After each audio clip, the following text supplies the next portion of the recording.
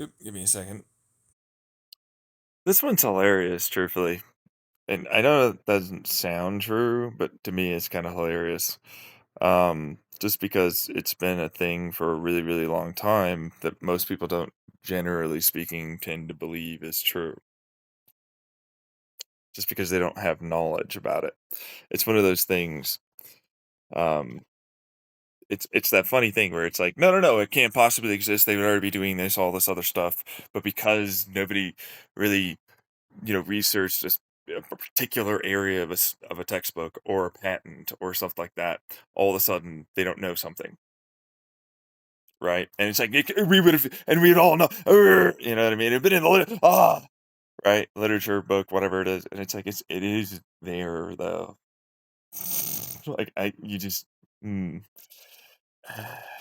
But it's like that's why it's like a bubble of information that a lot of people tend to tribe around, and then they think a lot about that one thing, but then they don't remember this other stuff that they actually already had as knowledge. And then it's like, Eureka, we found this thing. And it's like, no, actually this thing already existed. So we're going to describe fluid physics for profs. All right. Now, I was watching RC test flights, paddle, and I wrote a comment down about duck feet, and then it was like, right, well, then it's kind of like a torpedo with a linear accelerator, and it kind of thrusts it at the end, blah blah blah, cool stuff, but like, whatever. Then he talks about air props, and I'm like, yeah, right, right, just like with what is it, the guy, what was his name? Frick.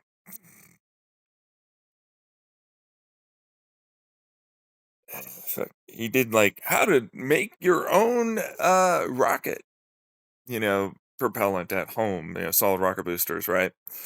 Or like a lot of stuff like that.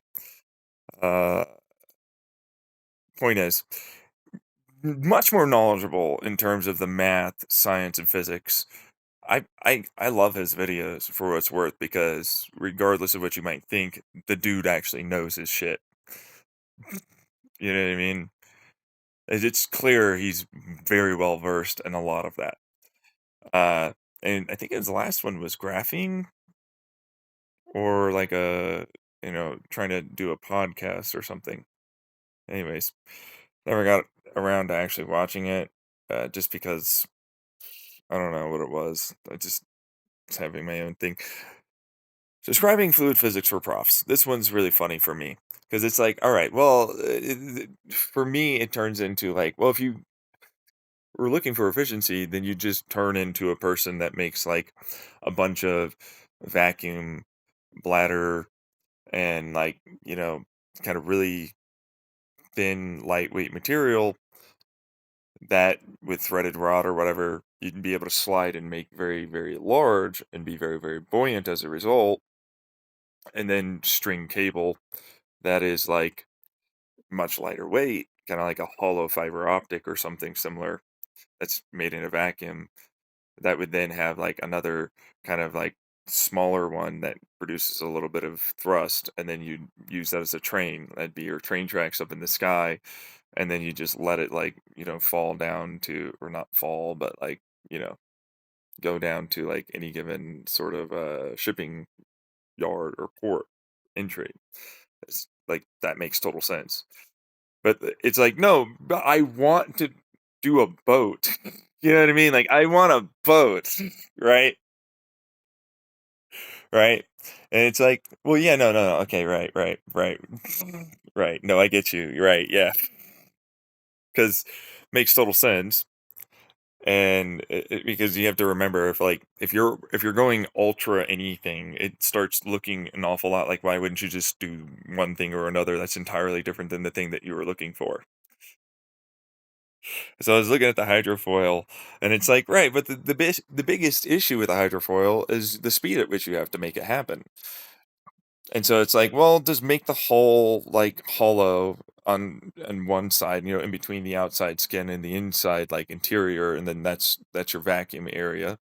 And then you make the hydrofoil a vacuum hydrofoil, and then it's like you get a buoyancy effect, which is great. It's what you're looking for.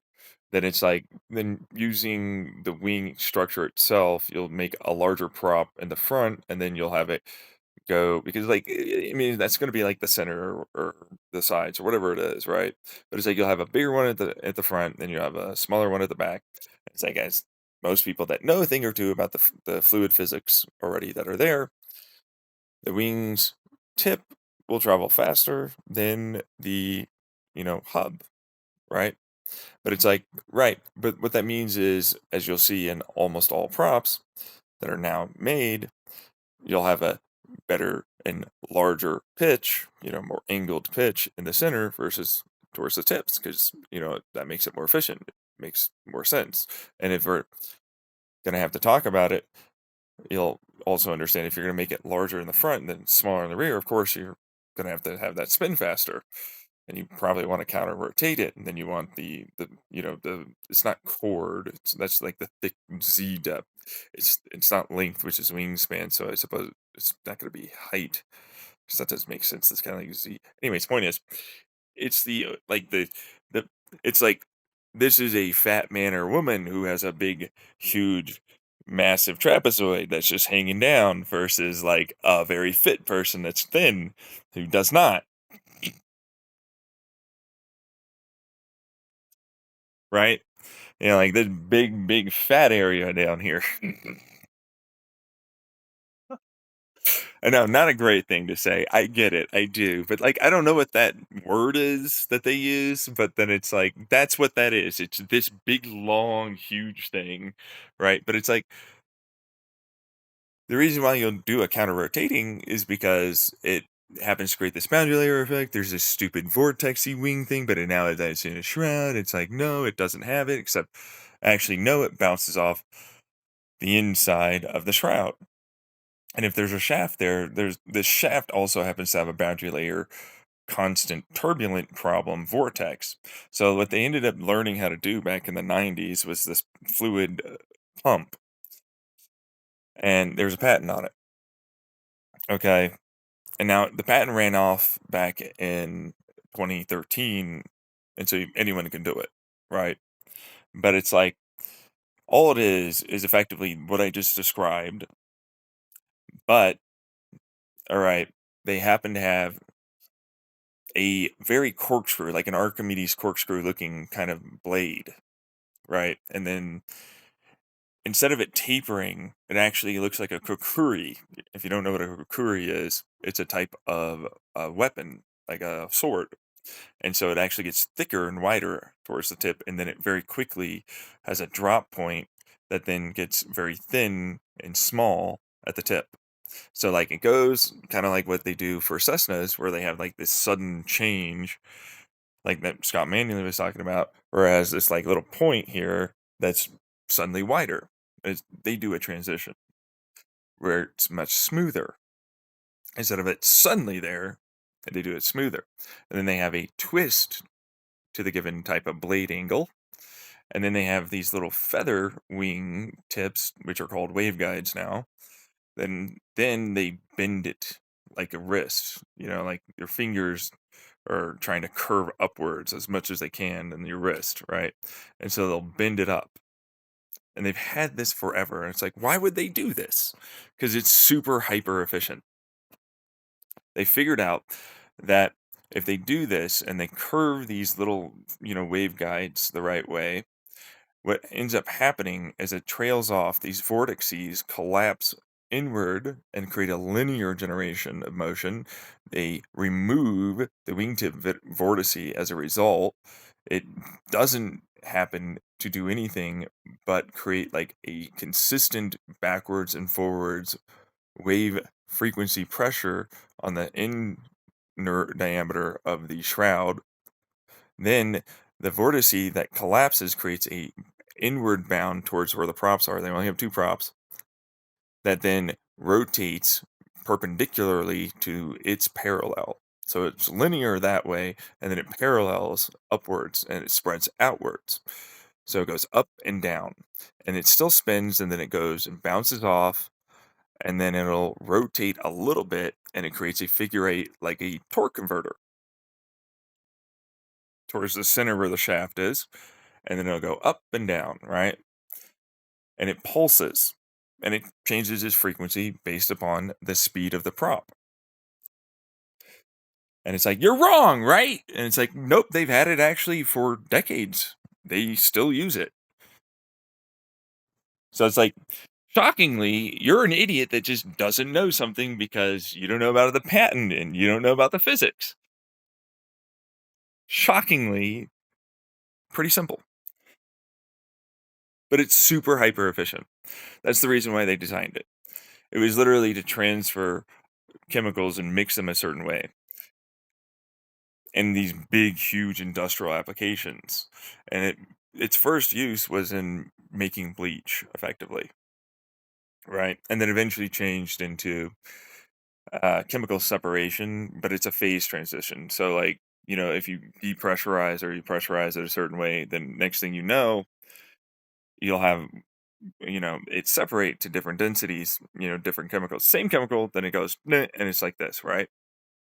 Well, they would put a duct in the center and they'd put a duct on the outside, and that would mean they'd get a high flow, very efficient chemical separation for tons of liquid chemical. But they eventually got a contract from the military, shockingly. The military, no way. They don't get into all these, like, why is this brand that makes these random suddenly involved in the military? And it's like, yeah, because that makes sense. Like, a lot of them have, like, so many different contracts with them, right? But it's like, they just used it for hydrocarbon or mixing diesel or stuff like that, but that was their whole jam, right? But, like, they made it specifically because they needed a very high flow, high efficiency pump that would mix essentially just a little bit of chemicals and then it'd come out the other side, or just transfer huge volumes of fluid at a very high efficiency. So it's a fluid pump, right? But, like, all right, the shaft that they had, because they had to have a shaft, right? Like, that was a thing that was about this. Well, they learned that if it was counter rotating versus, like, standard rotation, which, hey, shocker, they had counter rotating props, and they were like, oh, it's only 10-15% efficient. I was like, well, they managed to gain, like, way more than 10 to 15% efficiency by doing this, instead of needing to have these, just stuck still stators.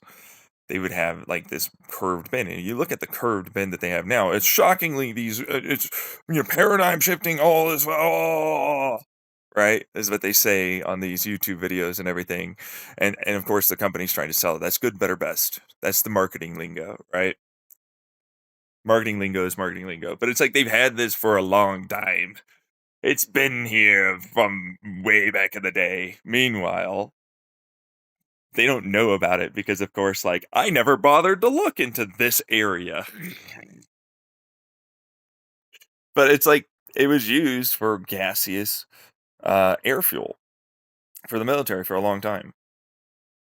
So it's like, it's totally used as an actual thrusting prop design. Now, it doesn't really exist on airplanes, right? But it's been used effectively that way for a while, you know? Anyways, they found out that the shaft was becoming a boundary layer vortexy problem, right? And so, like, it created this oscillating frequency that would mean that the propeller wouldn't have, like, this pressure that would go back. It would create a rotating disc that it would then input energy, kind of like a torque converter, and then it would expand outwards. And then the shaft was just starting to become a problem because it would create this boundary layer frequency that would effectively make everything kind of stay in a really hyper velocity flow in the center, right? And they're like, well, how the hell do I get rid of this other? And it's like, well, the torque converter part, which isn't really what it is, it's a rotating vortice thing, right? Created, like, this connection between the propeller, and they learned that if they make this very much longer, much fatter, wider kind of a prop instead of, like, the thinner one that's at the front, that's smaller, that counter rotates, it creates effectively the same thing. It creates a frequency. So and I use it as wave frequencies because I learned that. You know what I mean? It's a wave frequency. So like the vortex is a collapsing interference. It's a constructive interference collapsing wave frequency that then cancels out a rotating to a linear altogether motion, which means it's laminar, right? But it doesn't do that at the inner diameter of the shroud or at the shaft. Now, the way to do that apparently at the shaft was to counter rotate it and then make it much wider and then have it effectively curve differently and then trail off at the tip such that it had this little waveguide spike again that curved slightly less. Well, not slightly less. Way to geometrically imagine it is like this is a slope angle curve, and then it's like, well, this one's fairly aggressive, but it's not that aggressive in terms of like, like a coffee cup versus a like curve versus like the curve on your forearm. You know what I mean? Like that little bump where the muscle is. You know what I mean? Like there's a coffee cup curve and then there's this curve. You know what I mean? Right? So it's like, all right, if you know and understand that for slope, okay, then you'll know that it's like, well, it basically did a version of that where it was like it's like your forearm, right? Where the wider part is towards the center, and then it would curve at the same amount, but then it would do a coffee cup curve at the tip, except because it's trailing backwards, so they made it really long as an angle, like a prop, right? That then, while curves aggressively, it's actually twisting backwards, opposite to the curve inwards. So, like, let's say it was clockwise curved, right? But as it elongated backwards, it would counter that curve more aggressively towards the tips. And then the tip then basically became flat and then had a, elongated waveguide. But if you look at it, it's like a coffee cup curve. It's a way more aggressive curve, except it's not doing that fluid dynamically. It's doing the opposite of that. It's delaying its vortice speed towards the tip, and then because it flares off the tip of the waveguide, it then heads towards the center, which is a cavity point, which then starts to expand. And then the tip then collapses and throws in a little bit more of that pressure towards the center, and the rest of it from the rest of the wingtip at the end then flows naturally as it'll combine into one singular point of thrust. And it was a way to get the connection of the prop shaft towards where the front shaft is. You know what I mean? Like, so like this creates this oscillating wave pressure that would dynamically change automatically to any of the speeds of the prop. So like the prop can spin really fast, and then that oscillating frequency would also change to that given frequency. So it always matched. It was always efficient. But it stores a boundary layer at the shaft, and it made it such that no longer did this boundary layer effect that slowed down the fluid and its travel speed occurred, which meant it was able to be much more efficient for its given size. They didn't have meters for props, right? For these pumps. They only had like 10 inches or like a foot or something like that to really use this as. And it's like, well, that's perfect for his design. RC Test Flight could totally use this. Not just the duck foot that I commented on. And, like, truthfully, probably wouldn't know anything about this because I almost never hear anyone talk about this. In fact, I've never really heard anyone talk about it on YouTube before. I heard one time that it was talked about for a documentary that was on, like, cable TV about, like, something to do with, a manufacturer pump, fluid pump. And that's where I remember seeing it. And it's like, and then anyway, all I know is back then, and the pan's about to run out and all that. And it's like, oh right, yeah, no, that's where it is. I don't remember what it was from. I don't remember what the documentary was about, but it was like, oh yeah, no, that's really interesting. I bet you could use that for like a fucking plane or something. Didn't even cross the guy's mind. Like you could tell, it's like, no, this is just a pump. It's just a regular pump. It's like really interesting engineering and stuff. And they have like this little diagram and model on the documentary that's going over how that works. And I'm like, that's really fucking awesome. I wonder if they could use that for planes. And it just cuts away. And it's like, I bet you not a single one of those dumb motherfuckers that will watch this video probably know that I'm recording right now. I mean, I'm just recording the audio, but it's like, I bet you not a single one of them can find that fucking thing. And they'd be like, I don't even know what this patent's under. He's just making shit up. There's no documentary. There's not a single thing like this. Meanwhile, me, yeah, okay.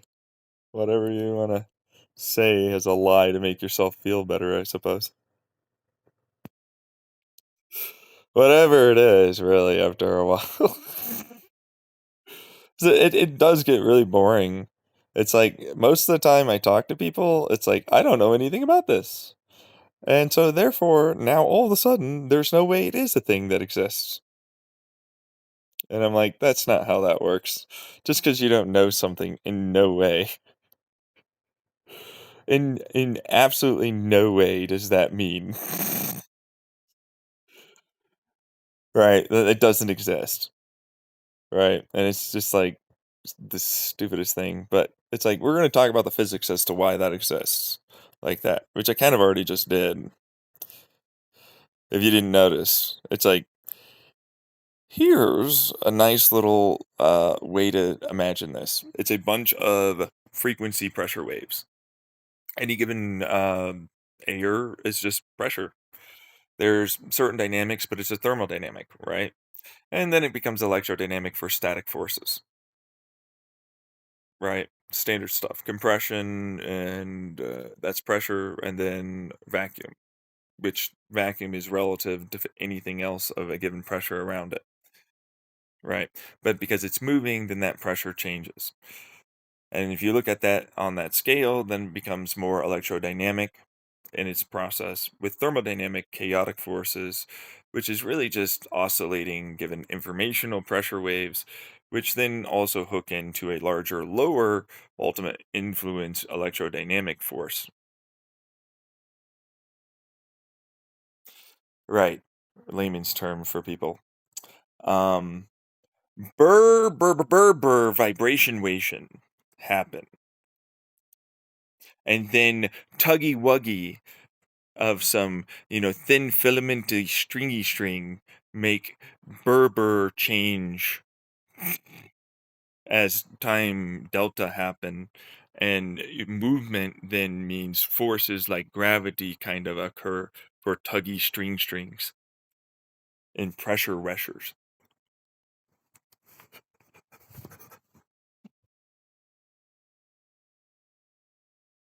Which is literally what that is. It's not even a joke. That is literally what that is. If it's like, and then, oh, I can go into this place that's a vacuum area, right? And I'm trying to fill up the vacuum area kind of stuff. But then direction means like, oh, I'm like this more often than not, right?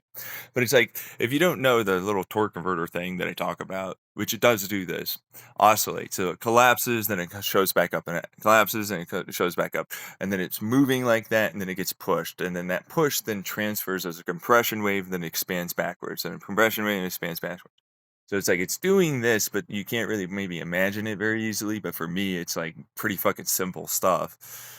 It's like it compresses, it then transfers energy over, then it re-expands, and it's doing that based upon the propeller. So like behind the propeller, it's collapsing there, and then in between the propeller, it's not.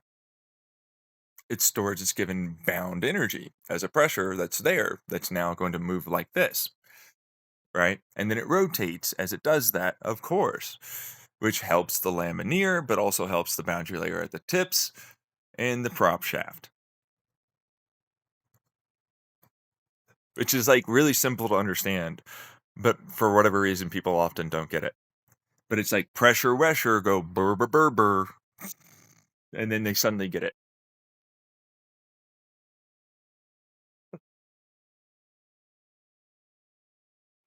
That's, man, professors hate this one trick. Just fucking shove it in their face that they don't know how to describe things well. I find this incredulous. There's no way it would. Oh, that makes sense. Yeah, that's pretty much how that would work.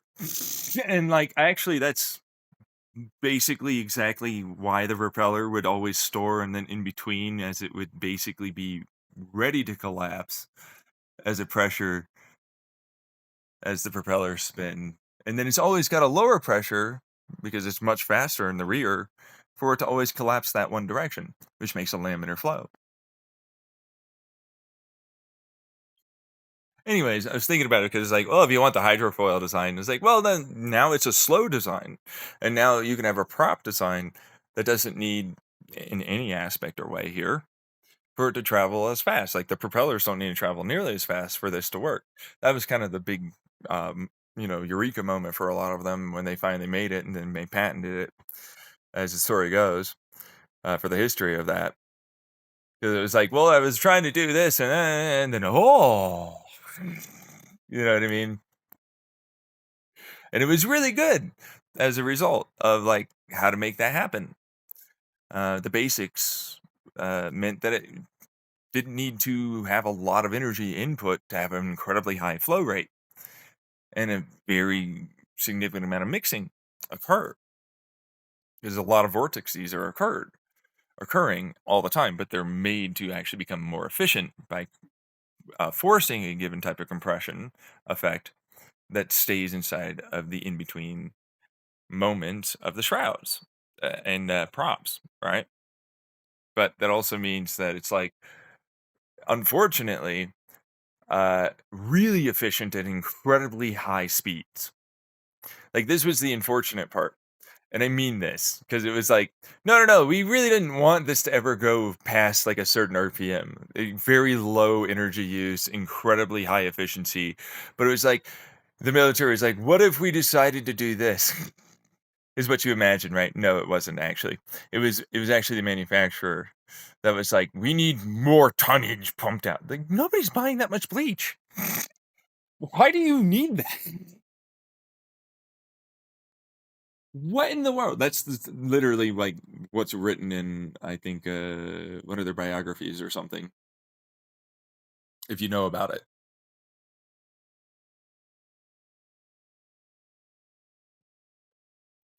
And so it's like, well, effectively, I suppose. And they were like, so how many tons a second? Tons a second? Absurd levels of stuff from the people that were their general manager and like CEO, stuff like that. And it's like, no. That's effectively what they said. They still got to keep their job, but they were like disappointed or something, as the story goes. Meanwhile, me, I'm like, why the hell did they need that? Oh, that guy got fucking tried for fucking coke possession later.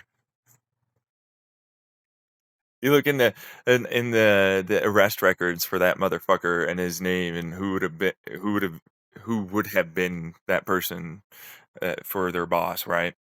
It's like, yeah, no, several times.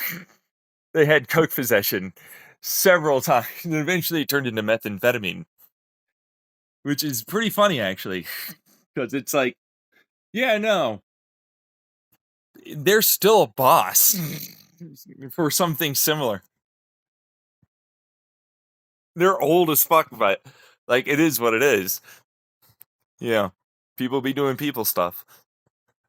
Doesn't do it anymore. They got, you can see their record as having been forced to go to rehab and everything, and all of a sudden they're now in a position that's similar, and it's clear that they're not asking for any of that. Like none of the posts or my boss is terrible for the people that they work with or anything.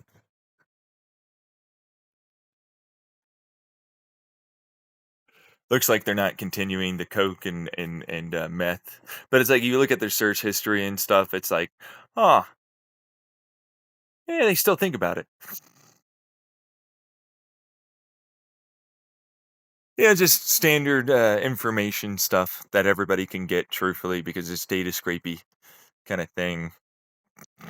If you know where to look and whatnot. You should really fucking like try and become a little bit. Oh, wait, you can't really because truthfully speaking, people can always look at you and watch you. It's not that hard to find this stuff out, which is why I started it off like, you're probably pretty stupid. You probably don't even know about this patent. You probably don't even know about any of this other stuff. That was fucking bitches and shit. Oh, is that what it was? That you're suddenly so cool now because you were doing that, huh? Uh-huh. Right. Meanwhile, you're the one that I had to handhold to the point of like how to make a basic bitch pump. Fucking weirdo. Uh, you come to me for things so like, oh my god, how would you do this? Meanwhile, me, you don't know this? Why is this hard?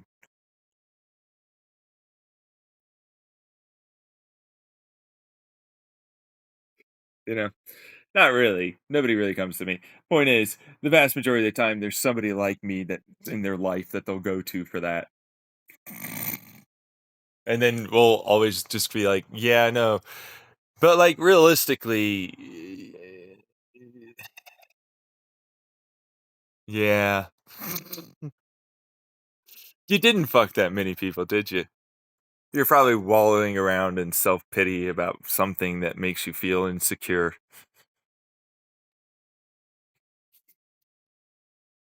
which is why you had to say that. But it's okay. But yeah, no, there's a pump there. That's absolutely something that could be used as a prop too. Um, and then after that, it's effectively like, well, for me, I was looking into acoustic resonance pumps as linear accelerators because it's like, well, vibration of like a given expansion profile, like either circumferential, meaning like a circle, or linear, like a diaphragm and a strip, and then like sizing it like a standard funnel is usually one of the easiest ways to get incredibly high efficiencies uh, out of pumps, air pumps or water pumps in general. Um, uh, just because you can tailor it based upon like the given speeds, which means acoustic resonance effectively means like you have like this speed and this given change of intake, and then this given like pressure wave front, and then you can change effectively the given pump at the front to being a higher speed, and then you can change like the flow rate at the end point as being like a higher laminar flow, but then you can maintain a given type of hydrodynamic pressure as a type of expansionary for a low pressure in the central point of the funnel that allows for you to collapse it at a much higher pressure and a much higher speed for the given resonances it's at, which is only more of a new one. They're trying to patent that for what it's worth. I'm kind of versed in the in behind the scenes, like, oh, you can stop me from listening. to your posts that you post on forums. You can stop me from listening. You can stop me somehow. I'm gonna get a patent. Meanwhile, me. Yeah, I'm sure, but like for what it's worth, it's been done before. I'm not even kidding. Uh, Back in like 2018, I think it was, they had a experimental hydrodynamic acoustic resonance pump they put together as a see here, forgot what it was. Let me think.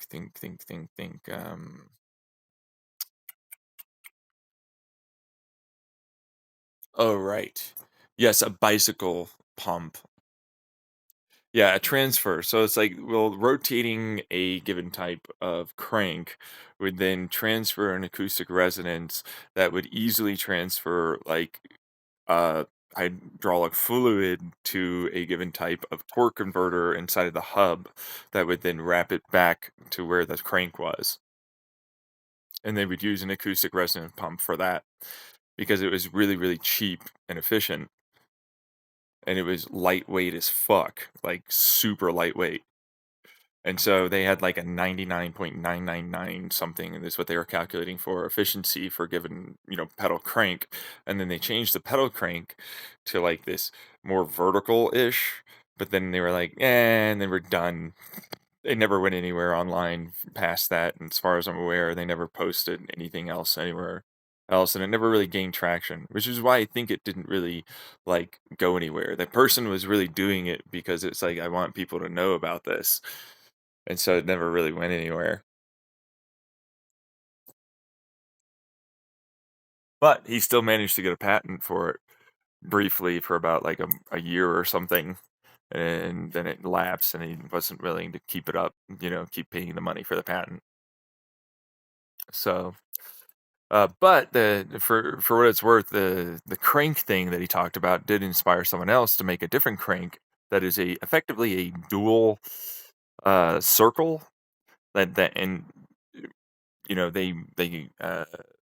crank the pedals in between the dual circle, or like a Venn diagram exists, so it's more oval.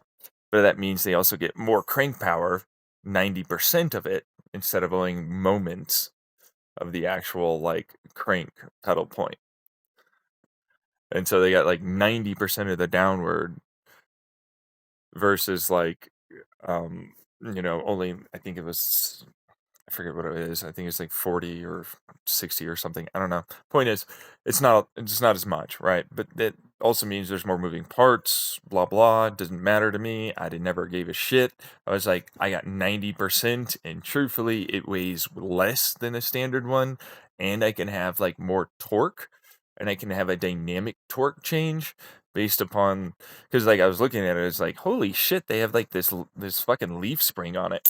And so like they effectively stored energy in a leaf spring that would go at like on the bound upward, because like that meant that on the down torque they over torqued for what it was worth.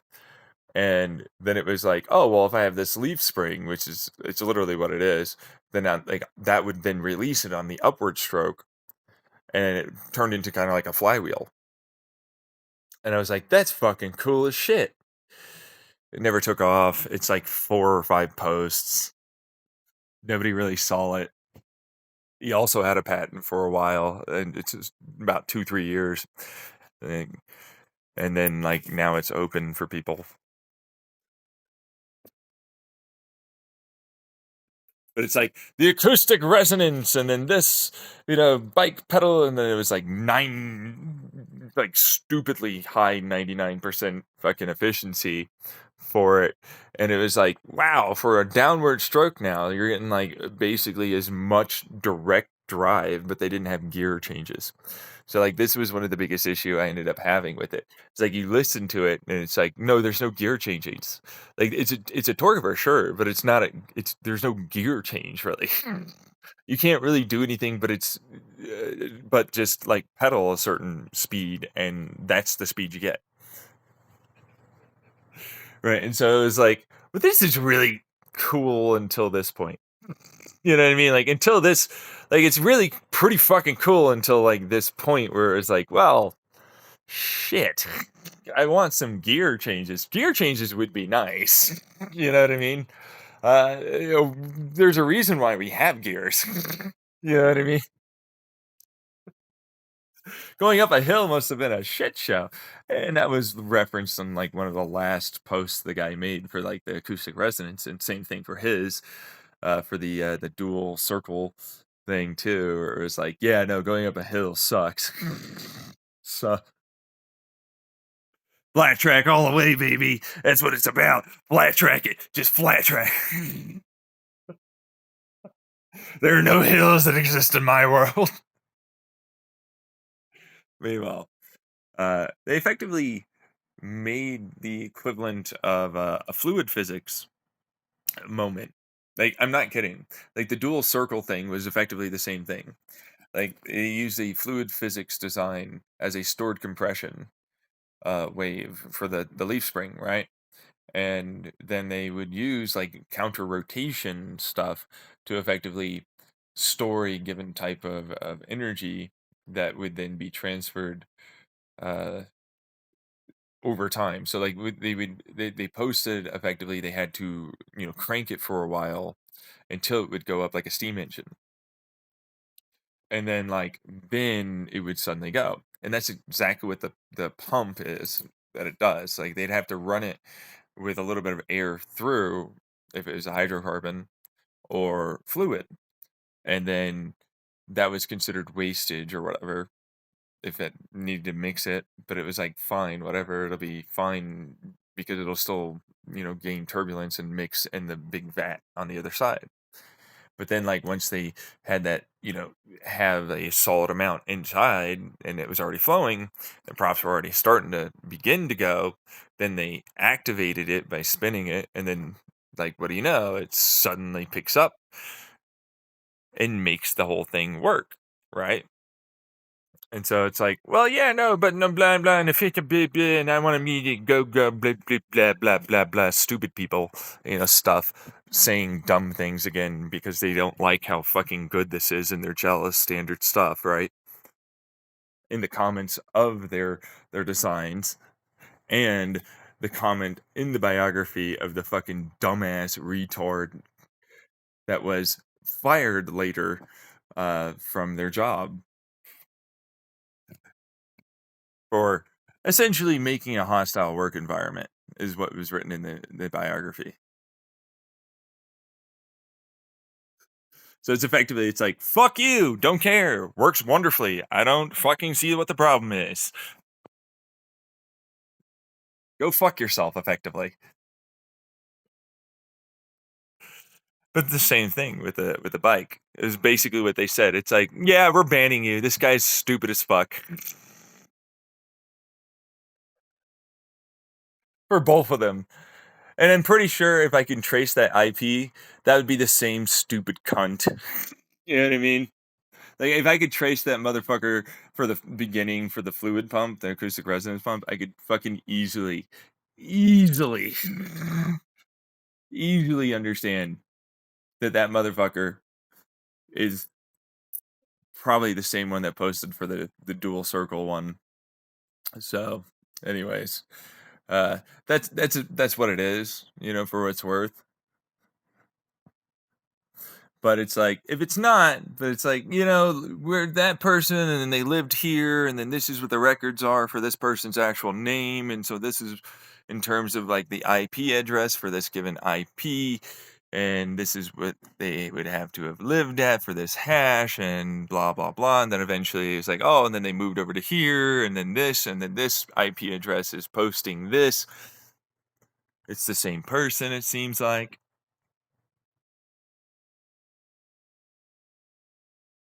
You know what I mean? Standard shit. They always seem to hold a grudge. Because for what it's worth, the biography mentions the same thing. The dude like keyed his car and then tried to break into his home. He cut his brake lines. He ended up going to jail for a while. Trolls be trolling.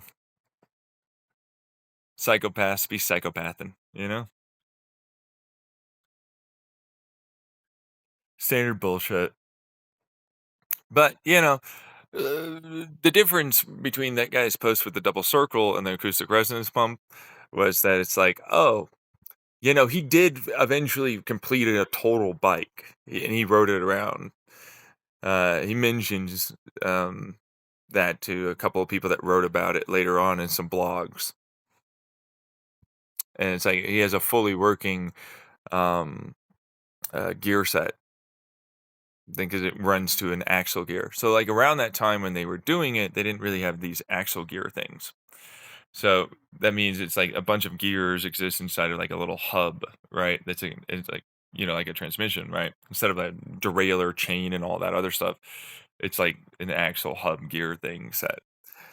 And so, like, he managed to get that to transfer to that, and then he used that directly to a rear, right? Through a belt, I think it was, for a while. And it was apparently really, really efficient and pretty darn good.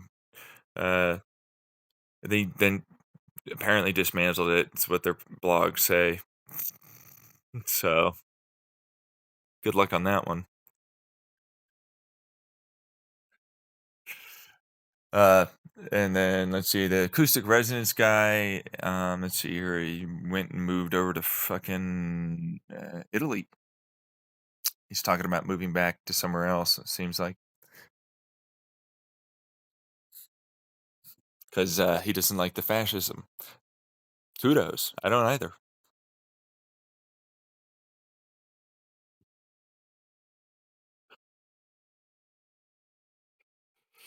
Anyways, yeah, that's a thing, standard stuff. But apparently, he was able to eventually get it to work with a gear set. Eh, no, no, just a multi-pump system. So effectively, it's which, by the way, nice asking while I was recording, as if people aren't going to hear that. Me just mimic you asking that. They got to this point.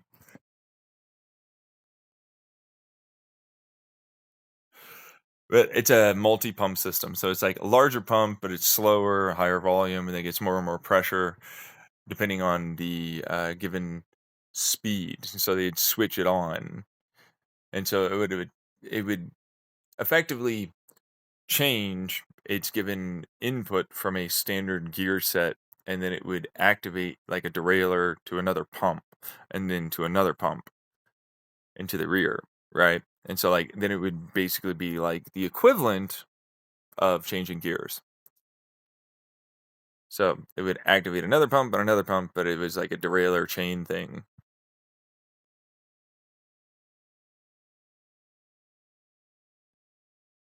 But that's already actually in his language that he now uses. He was English before, he was American, now he uses Italian. He's talking about how this new pump system will change the world. Except, like, now he lives in fascist Italy and doesn't want to live here anymore. And truthfully, I'm afraid for my life and whether or not they would use it to, like, create bombs or, really fast moving airplanes that drop them or stuff like that. Yeah. Which I can understand that, considering they are definitely spying. Like, fascist Italy has become a real spy state right now. It's a whole other thing to do with certain communities online talking about that, for national defense initiatives and lawmakers. So it's already known that they're a pretty strong spy police state. So I wouldn't put it past them. I'd definitely move. Yeah. But yeah, no. Anyways, there you go. That's basically what that was. But it's like, right. Except acoustic pumps are not very efficient, is what they go with. And I'm like, yeah, no, you're a retard. Yeah, you wouldn't know. You're held back by a bunch of tribalism, effectively. Like, acoustic resonance are ridiculously efficient. Like, they're some of the most efficient pump designs that we have currently. Like rotating propellers are still not very efficient compared to an acoustic resonance linear, because it's just an undulation. It's all it is. It's an undulation and a movement forward and backwards. Which is like, if you're already going to do that, then effectively it's like, well, yeah, it's super easy to do. And like mine is essentially like another version of that because I like to use vacuums as storage of energy. So like it comes with a vacuum inside of it, but then when it goes and pumps something through, it then rapidly accelerates into that and it stores a given consistent um energy, vacuum energy. And it's like you can't get energy from vacuums. And I'm like, yeah, no, says you, douche fuck. You're a fucking retard that thinks like that. I'm not like you. Just sustain it and then allow something to come in that accelerates it. That's more momenta, right? Standard stuff. So like this is why I talk about it for fluid physics for props. It's like props effectively use a lower vacuum area, right? But see, the problem that they had with that pump is after a certain point, a lowered vacuum was achieved on one of the sides that started to take apart that given torque converter thing. So there's a point of speed, not in terms of speed of air coming in, speed of prop that became detrimental. So it's like, well, acoustic resonances don't have that problem. Like literally they don't. I can trap that given vacuum and then undulate it like a torque converter from in, out, forward, and rear, and use that as an increased acceleration and then squeeze it through given sizes and then remove the boundary layer problem with the acoustic resonance on the sides, which means it comes out as a laminar flow, but that's also extraordinarily fast. So it tends to expand as it becomes a turbulent flow into less laminar flow. And so I was like, right. So now I'll just put like a bunch of stators around because it has to attach to something. And so then it's all like, by the way, resonant resonance, I'll just laminar flow it and also order laminar it and thrusty wusties into a belly well curve kind of style of laminar, as this will expand, but then it'll also join because this will go faster, this is slower, but then it like will then press onto that as it expands, right? So if you don't know, it's like just because it's under pressure, it's not really under pressure. Like this is the problem I have with people. It's not under pressure. Water is a non-compressible fluid, but it's faster. So it acts like it's under pressure. But it's like, yeah, except kind of, sort of, when it's under a pulse system, it then has a lower pressure and a higher pressure, which is what it's experiencing as faster speed and lower speed. Because there's already an outer bound lower speed that's very consistent, it then expands rapidly during its lower pressure moment, and then a secondary higher pressure, which is a higher speed, then rapidly double expands. So it's like it initially expands because it's like, well, there's a volume here for me to go into, right? Because it's traveling faster. But then it goes, well, this is traveling even faster, so it creates a spike wave that then travels back towards where the exit is, which is a bell curve, which isn't really a bell curve, but it's a bell end, but it isn't really a bell end, and it's a bell curve probability, quantum mechanics, that does this because it's fluid dynamics and thermodynamics. That means it creates, instead of a jet looking steam, it produces this really, really cool, like, mirage effect. It's super highly efficient though, because it like then transfers all of its given speed initials, out. Thanks, Phaser, as you play with the squeaky toy, into a, you know, thing that can capture it. And so it creates an oscillating resonance outside that then very much is like an atmospheric. This is why we have bell ends, right?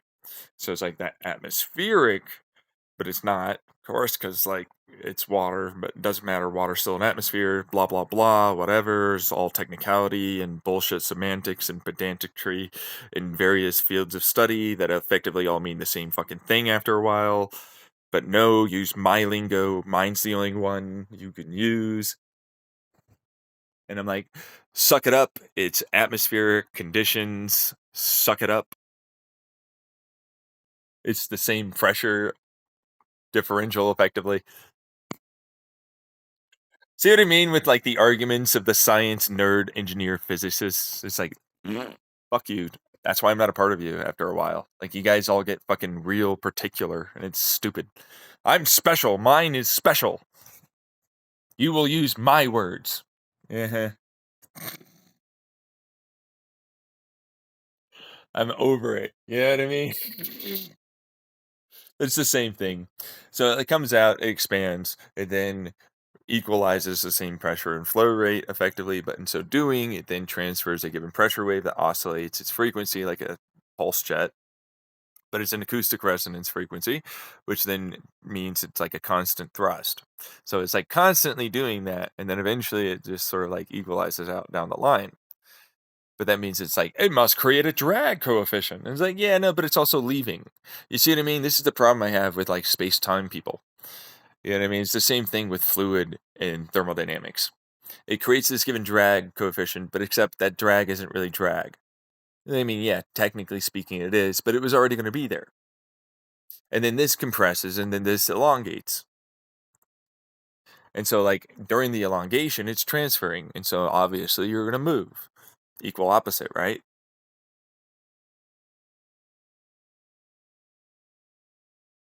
Meanwhile, space-time people, look at this fourth dimensional past, present, future expansion dragging around with the third dimension. Momenta, shocker. They don't get my fluid dynamics and thermodynamics and my quantum thermodynamics and fluid dynamics on my YouTube channel. They don't get it.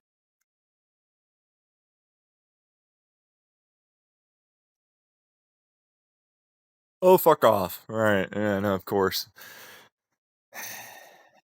You need to explain all the reasons. Blah, blah, blah, blah, blah, blah, blah, blah, blah, blah. That's all I'm seeing and hearing. Go fuck yourself, effectively. Jeez. Oh, why don't you over there with the PhD explain to me something? No, you gotta explain to us, okay? No, go fuck yourself. I don't have to explain nothing. I don't have to prove nothing. Go fuck yourself. I don't care. I already figured this out long ago. I don't care.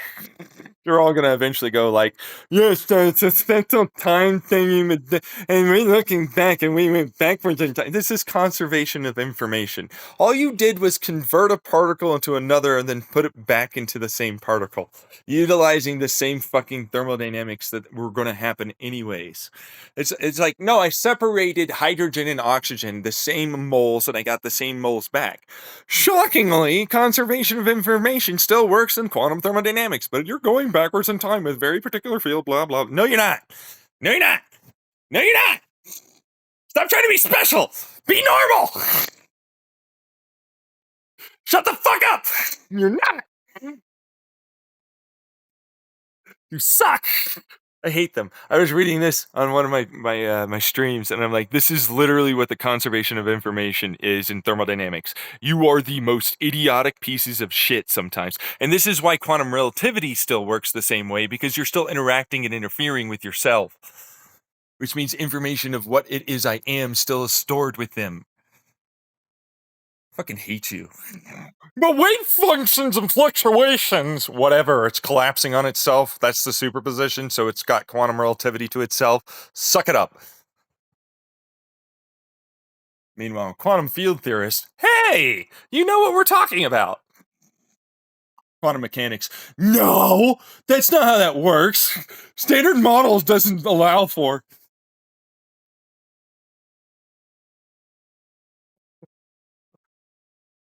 Meanwhile, I look at astrophysics over there, and I'm like, it's the same thing. I'm literally looking at gravity and the thin filaments of your electromagnetic between fucking galaxies and stars, doing the same stupid fucking thing for thermodynamics and chromo and electrodynamics. For strong, which the strongest now. You got close enough with my gravity influence. Fucking it's the same thing. It's just a reverse. Oh my god, supersymmetry can't exist. Yeah, it can. Why not? It's just astrophysics is the supersymmetry of the quantum, thermal, and regular dynamics that exist. It just switches.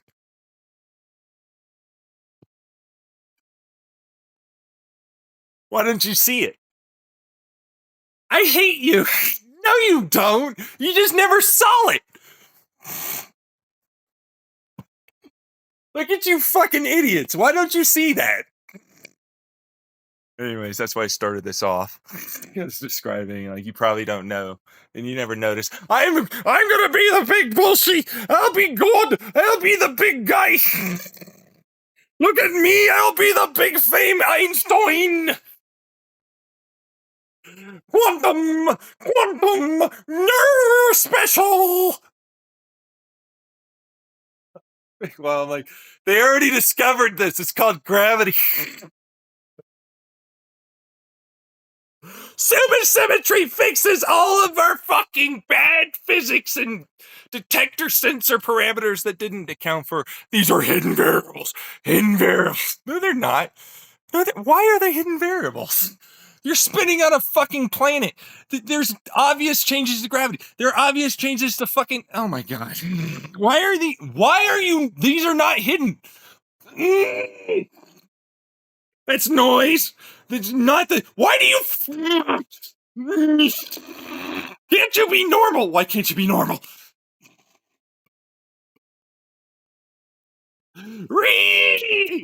Into the fucking car they go for the meme.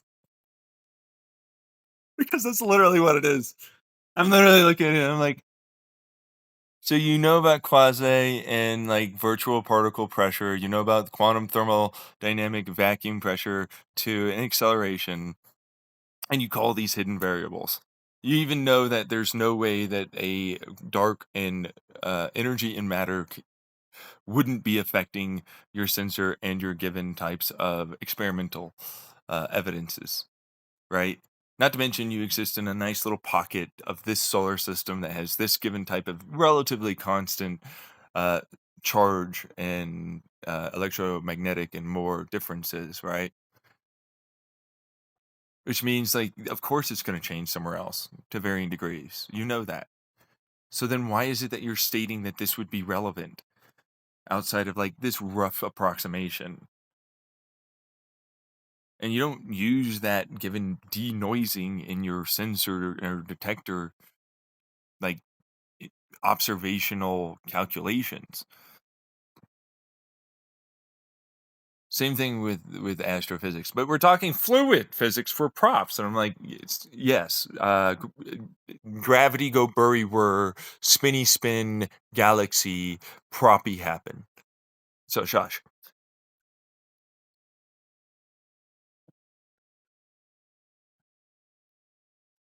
Meanwhile, me acceleration go bury whir. As there's more pressure, and then more massy, and less massy there in pressure, and so acceleration occur. Constant changey range because of noisy voice in given area. You shut up over there. I'm trying to think about how to fucking like say that's not true. You shut up over there. There's no vortexy wexies that compressy wessy and then expandy wandy and laminear flowy wowies. I do get him though, actually. That's the problem, and it would work that way. You're a stupid cunt. Don't say that. Fucking jeez. Nobody saw this one trick in astrophysics. They're only attracted by big, large gravitational masses. So pressures that don't exist, huh? No, it would never be enough. Are you certain of that? There's huge bodies of evidence that says there's massive electromagnetic and electrostatic forces and filaments between galaxies and nebula, and there's no such thing as a light pressure, huh? Do you remember baryonic pressures? Which they're not. They're like, no, we can fit all this fermionic stuff inside of this given area, but it's baryonic now. I'm like, no, it moved though. It moved. Why do you think it's still in the same place? Because I can't measure that accurately. I don't give a fuck. It's still moved. So it's uncertain of exactly. Okay, fine. Just shut up over there. Oh, shut up. You're the one listening to the recording.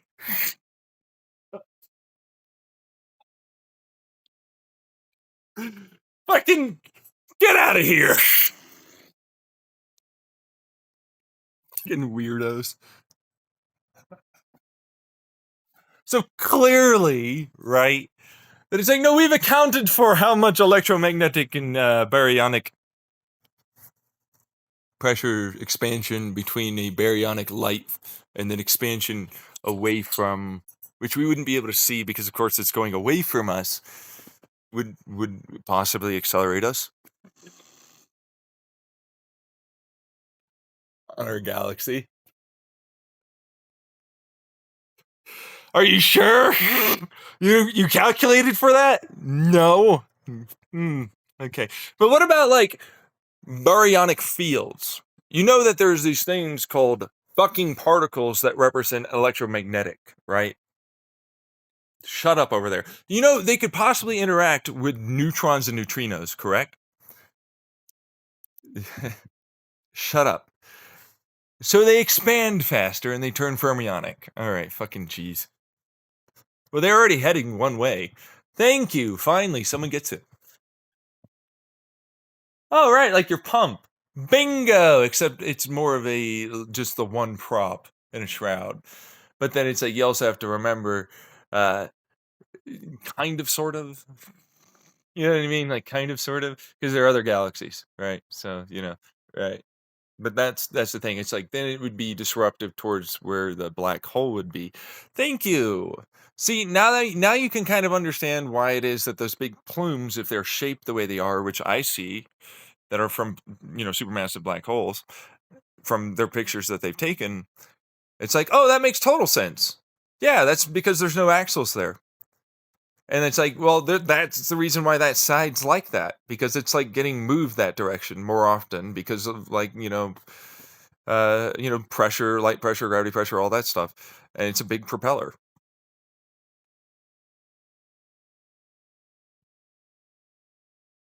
Thermodynamics do not work for large astrophysics or fucking quantum physics. Go fuck off. There's no way to bridge our gap. We are separate.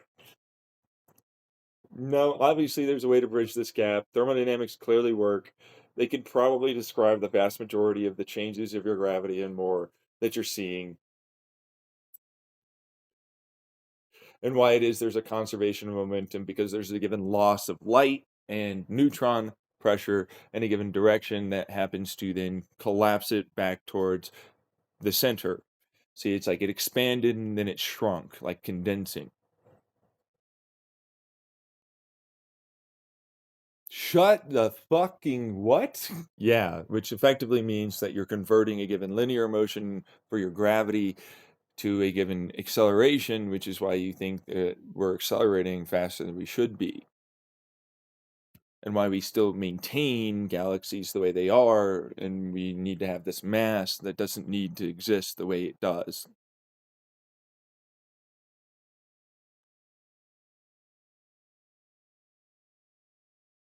You, and so describing fluid physics for props solves. This is how you decide to say, yes, no, you're talking, I'm now talking. Are you worried that nobody will listen to this, even though it totally solves your issues, and you just never saw it?